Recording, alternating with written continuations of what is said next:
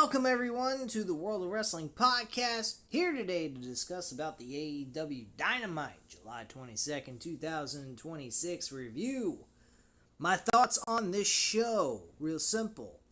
Slight improvement of last week's episode. Definitely an improvement. I mean, still a lot of, logic gaps, like the Death Riders playing both sides of the fence. You'd think that they have the NWO Wolfpack and Hollywood going on this fucking show with the Death Riders. One half of the Death Riders is operating under a heel-like faction, and the other half is acting like baby faces. Go figure. Pro wrestling these days is not what it used to be.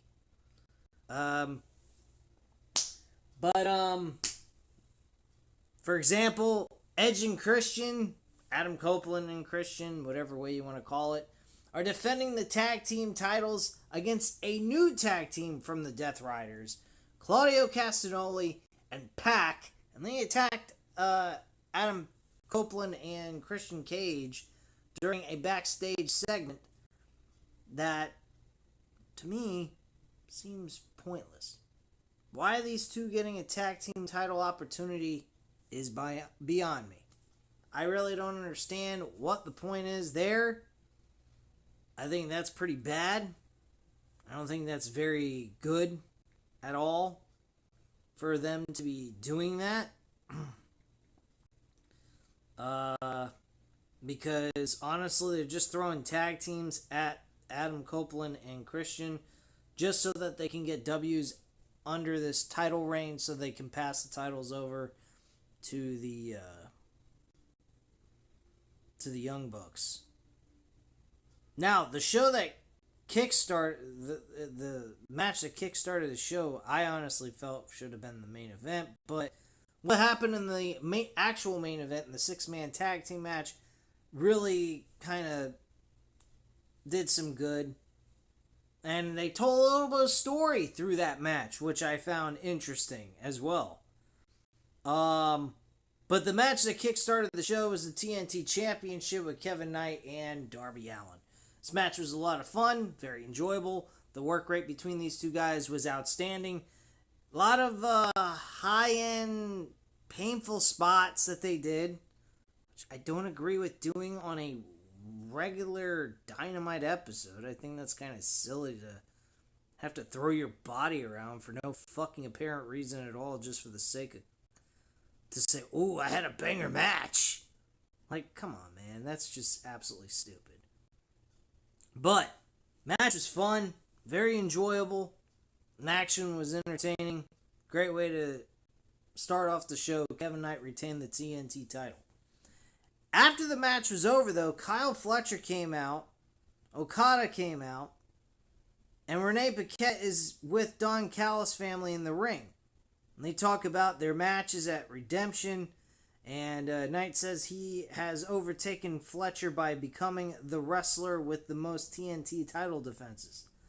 Kyle says he hopes Knight wins the title, but as for him not needing the help of the Don Callis family, Kyle says he doesn't need the help of the family to defend his title.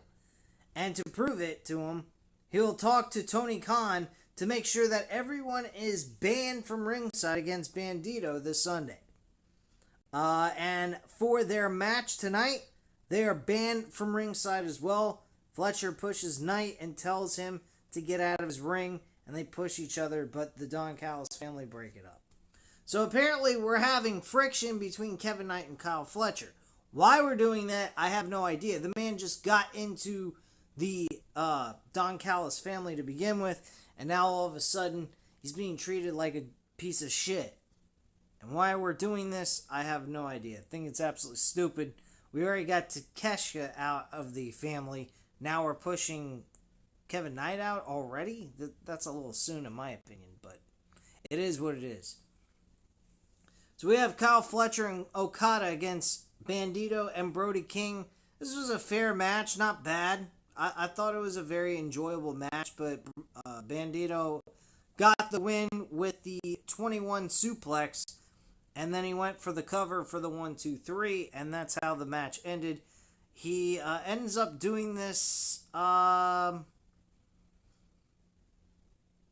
think he does this to. Yeah, he ended up finishing the match with Okada. Bandito ended up getting that victory. Next, we have Mick Foley out, introducing the women's champion, Tekla, as the Trios Tag Team Champions from Stardom now. They just recently won those titles, and the Sisters of Sin and Tekla are Trios Tag Team Champions from Stardom. Tekla is very, her usual self, talking her shit, fun stuff. She has a lot to offer. I honestly don't know. I really hope Willow Nightingale doesn't win. I mean, a part of me would be fine with it, but you got Tekla. She's done such an amazing job. Why wouldn't you want to reward her with a match with Mercedes Moné? I get the babyface versus heel dynamic, but couldn't we turn Mercedes Moné into a babyface? We have several weeks to do that and make sense of it. Why not have Tekla be a fucking prick to Mercedes Moné to make Mercedes Moné eventually turn babyface, leading up to All In, and she wins the AEW Women's Championship in front of a huge crowd at Wembley Stadium? I don't see that would be a bad thing to do. And Mercedes Moné can still be the same Mercedes Moné we've known her to be. She just doesn't need to cheat or find shortcuts anymore, but still has that same swagger and personality that she's had. She just has a connection with the audience at this point by doing it that way. That's the only thing I'd change. I'd just change the fact that she now is connected with the fans. She cares about the fans. She wants to give the fans her absolute best and everything else, but also having that same swagger, personality, and playing that anti-hero type of personality without having to cheat in the middle of a match. I think that is the best route to go, and Tekla still gets to have a main event. I wouldn't say main event, but I will say a match that people will remember her by having a match with Mercedes Moné. I mean, Tekla, Mercedes Moné never happened. That would be a fucking great match. And you could tell a story leading up to All In of how we get her to become a babyface.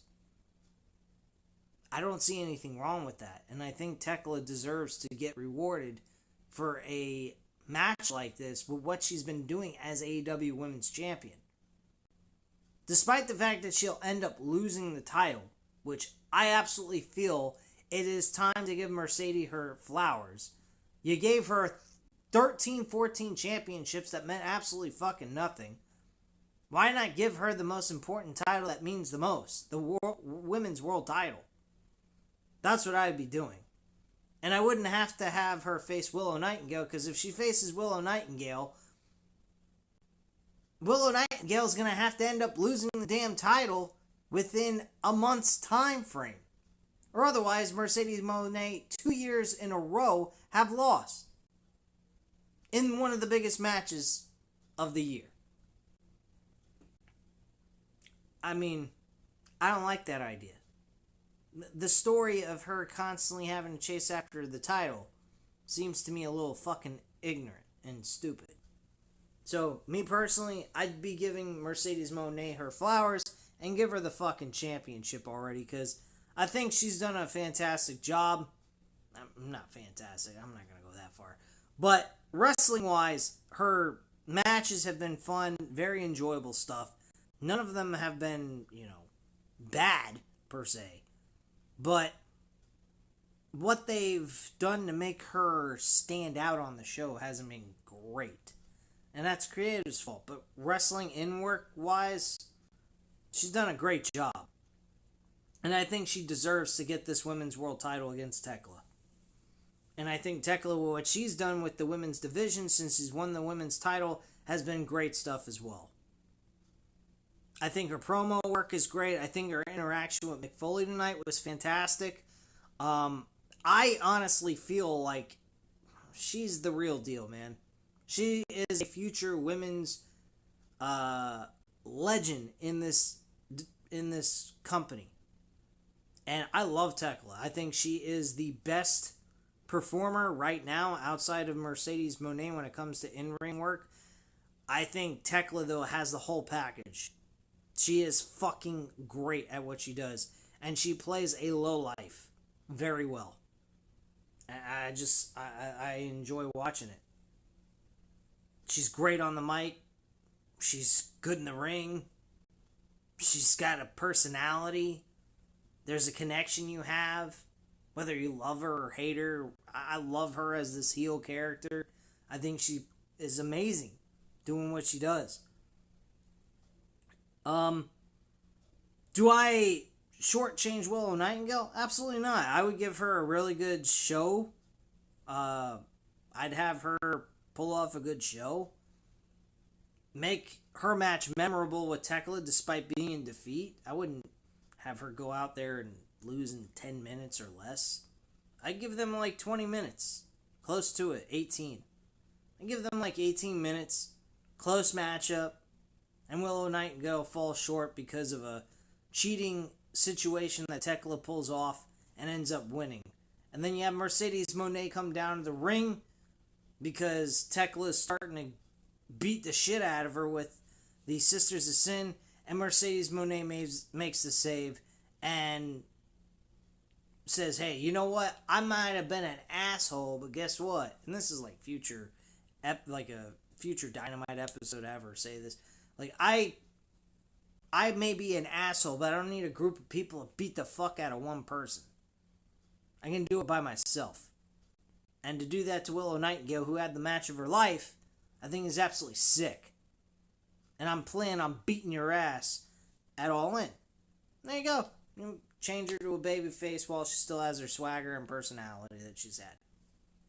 Nothing. Nothing really changed but the connection she would have with the fans and having respect for Willow Nightingale. I don't see anything wrong with that.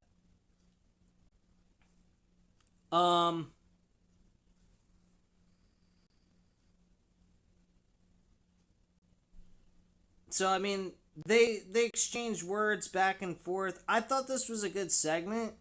The one critique I will have about this segment is I kind of wish that they would have had them facing the fans while the cameraman's facing them with their backs turned to the Titantron.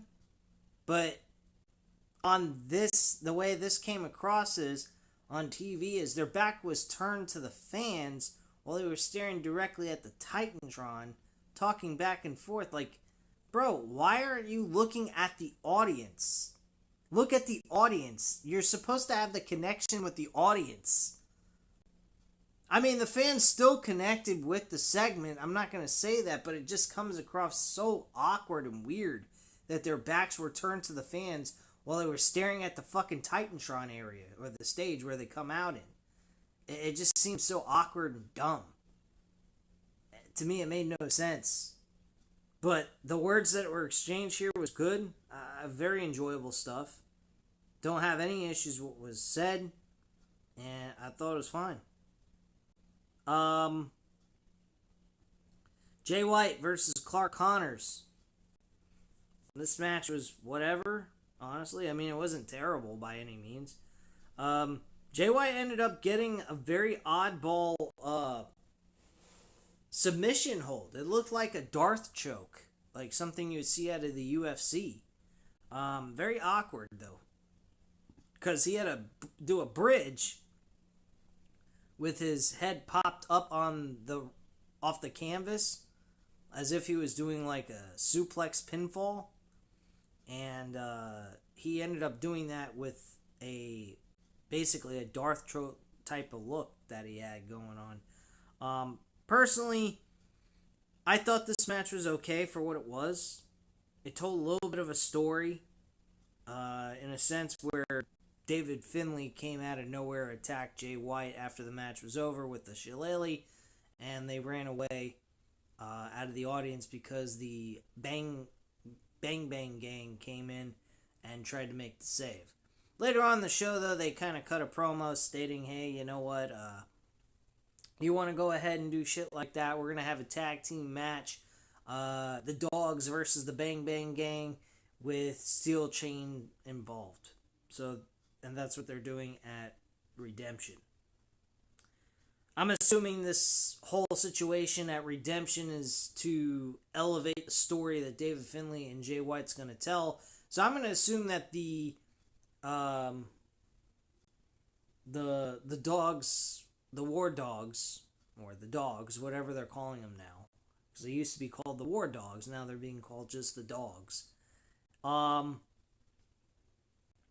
going to end up winning this matchup, which then will extend to David Finlay and Jay White in a one-on-one match where Jay White gets his revenge and gets the win. I would set it up for a dog collar match. I think it would make a lot of sense, too, with the Dogs' name for their faction is the Dogs. So they could use that as a way of kind of elevating the match stipulations between the two. They already used chains. Why not use the dog collar? Have them connected where no one can run or hide. I think that would be perfectly fine. I think it would be a nice spot in the middle of the show, like maybe the third match.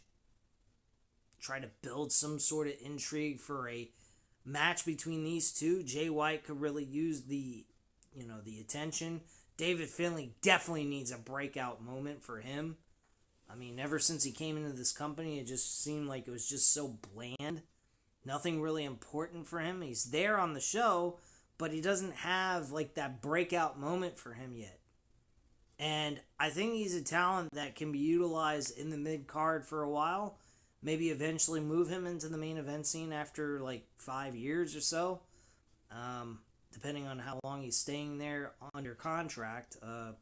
But I wouldn't let David Finlay go under the bus here and be forgotten about.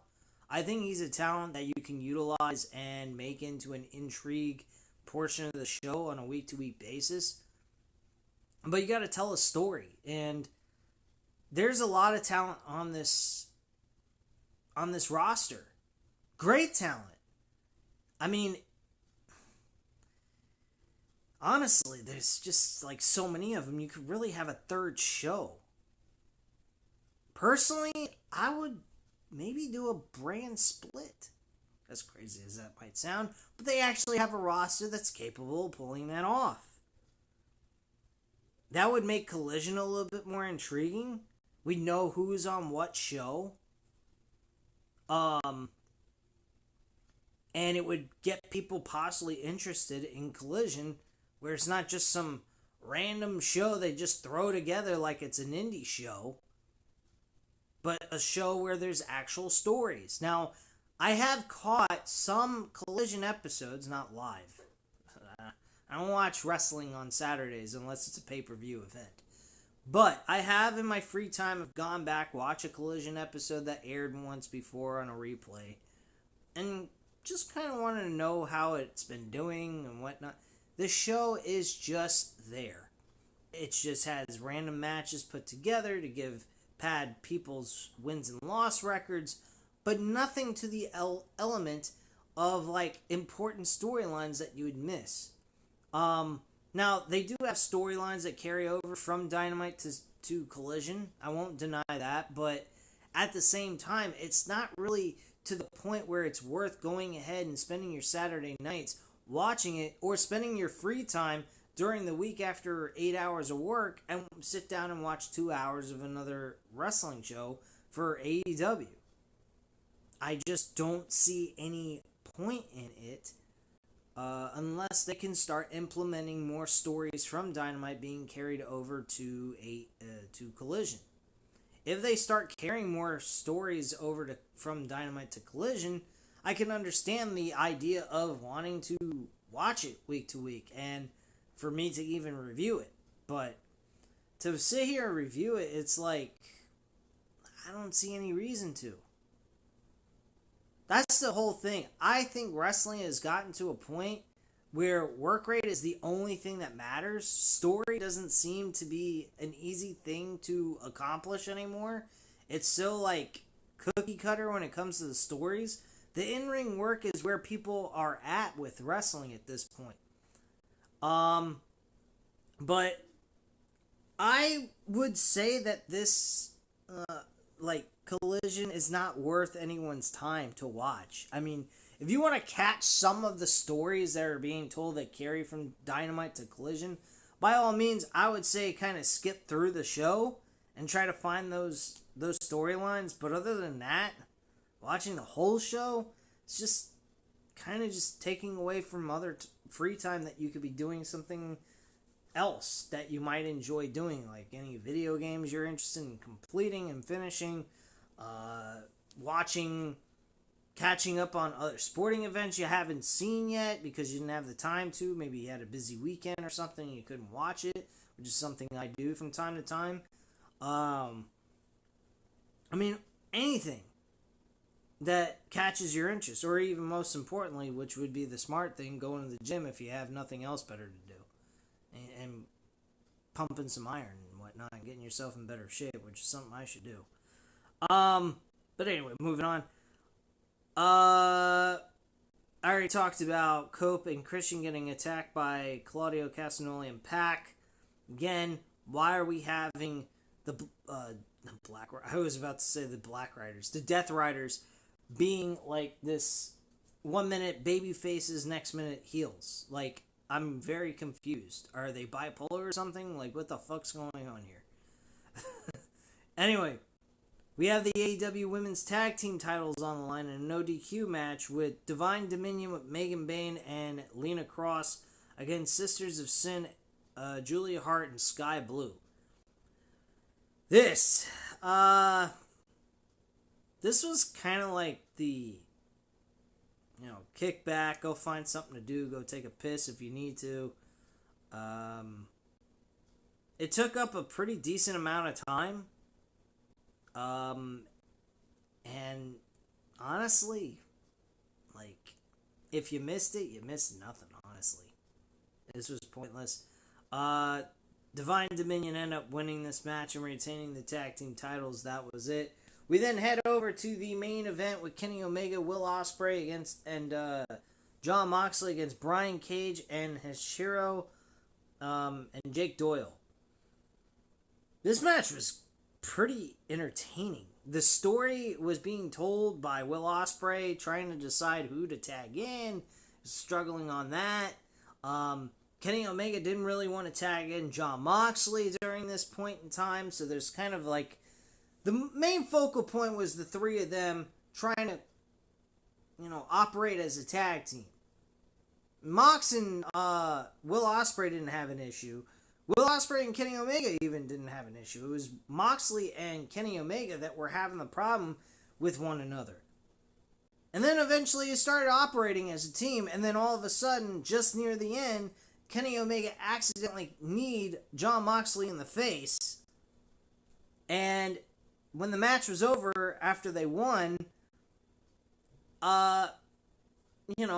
Omega did the right thing. He walked up to him like a man and said, "Look, I'm sorry, that was not done deliberate. I wasn't trying to intentionally hit you. I apologize." He stuck his hand out out of respect, and Moxley rejected it. He didn't believe his bullshit. He thought he was bullshit. He thought he was trying to purposely hurt him, which is not true. I don't think Kenny Omega was trying to intentionally hurt him in any way after they started cooperating as a team. That doesn't really make a whole lot of sense. Why would all of a sudden you decide out of the clear blue to say, "Hey, you know what? I'm just going to knee you in the fucking face"? That's stupid. And still win a match, nonetheless. Just crazy. But yeah, this all broke down after that. He got really pissed off. He shoved him. And then Kenny shoved him back. Will Ospreay got in the middle, and Will Ospreay, I think, shoved Kenny Omega, Kenny Omega shoved Will Ospreay. I got it backwards. And Ospreay did not appreciate that at all. He shoved Kenny Omega.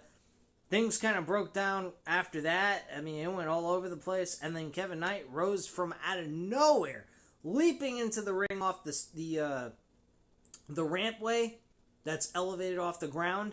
And he just ran all the way on the ramp, leaped over the top rope, and hit Kenny Omega in the fucking head with his TNT Championship belt and held both titles over his head, the TNT and AEW World title.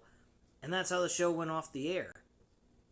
Now, my thoughts on that is real simple.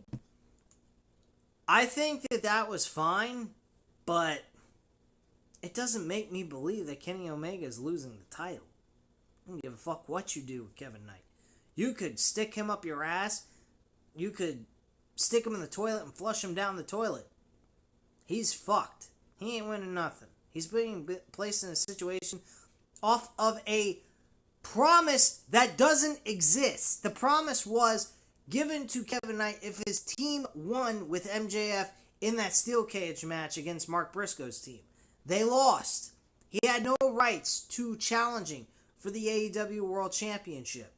This was just given to him on a silver platter because they have no one else to challenge Kenny Omega for the title, and MJF isn't coming back for a rematch. And the reason being is, I don't think he wants to be part of this, or he wants to heal himself up from the injuries he sustained while being AEW World Champion. And I don't know, man. I don't know what to believe with MJF. I think it sucks that he's not part of AEW right now. He's been gone for several weeks since losing the title, which was 2 weeks ago. And now we're getting Kevin Knight and Kenny Omega. Will it be a good match? Sure. Story? None. There is no story here. Just a match thrown together because they need a World Championship main event. And we're utilizing the same situation Kyle Fletcher got against Hangman Page last year at All Out. That's all this is. So, show was a little bit better than last week. It wasn't great, but it was in the middle of the road, I'd say. It was decent, okay. Definitely far better than last week's episode. That's all I can say. Last week's episode was a complete and utter disaster. But this episode kind of got right back on the tracks the correct way. We just get past Redemption. Redemption, don't even bother buying it. It's not even worth your fucking time. If you got my AEW app with a VPN like I do, then yeah, I'd say tune in. It's well worth it. You have 3 plus hours, 4 hours worth of wrestling, and hopefully the show ends by 11:30 instead of 12, 1 o'clock in the fucking morning. But anyway, guys, at this time, you know what to do. Hit the like button if you enjoyed this video. Hit the subscribe button if you're not already subscribed to the channel, and leave a comment down below. I'll definitely get back to you on that. Thank you guys very much for watching. Have a great night, guys.